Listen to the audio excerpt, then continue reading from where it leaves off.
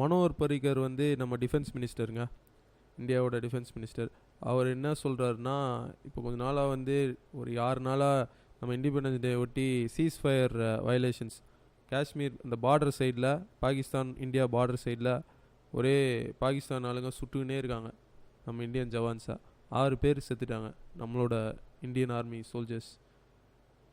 நம்ம எதுவும் பண்ணலன்னு பார்த்தா நம்ம சார் சொல்கிறாரு, திருப்பி இந்தியன் ஆர்மி சுட ஆரம்பிச்சிச்சு, இப்போ இல்லை நாங்கள் பாதுகாத்துட்டோம். ஆனாலும் 6 பேர் செத்துட்டாங்க. நம்ம நம்ம நாட்டை காப்பாற்றுற 6 பேரை சும்மா போயிட்டுருக்கிறவங்கள சுடுறாங்க.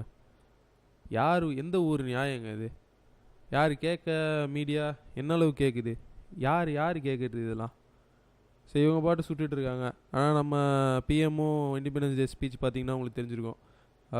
அவரும் வந்து பார்டர்லாம் செக்யூர் பண்ணி நல்லா இனிமேல் பாகிஸ்தான் முன்னாடி மாதிரி இல்லைங்க, சுட்டா திருப்பி சுடுறாங்க நம்ம ஆளுங்க. அந்த விதத்தில் ஒத்துக்கிறேன். அவன் ரொம்ப சாதுவாக இருக்காங்க. அதுக்காக வாருக்கு போக முடியாது. ஆனால் அவங்க பண்ணுறது கொஞ்சம் கூட நியாயம் இல்லைங்க. சும்மா சுடுறது யாருங்க கேட்குறது?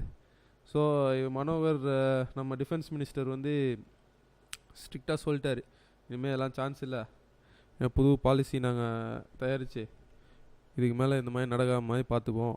ப்ளஸ் அவங்க எதாவது பண்ணாங்கன்னா டபுள் 3 டைம்ஸ் பவர்ஃபுல்லாக நாங்கள் ரிப்ளை கொடுப்போம் அப்படின்ட்டுருக்காரு.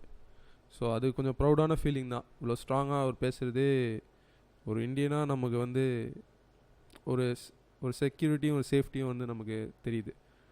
So hats off. ஸோ உங்களுக்கு இந்த வீடியோ பிடிச்சிருந்ததுன்னா கண்டிப்பாக சப்போர்ட் பண்ணுறதுக்கு சப்ஸ்கிரைப் அண்ட் லைக் பண்ணுங்கள். தேங்க்யூ.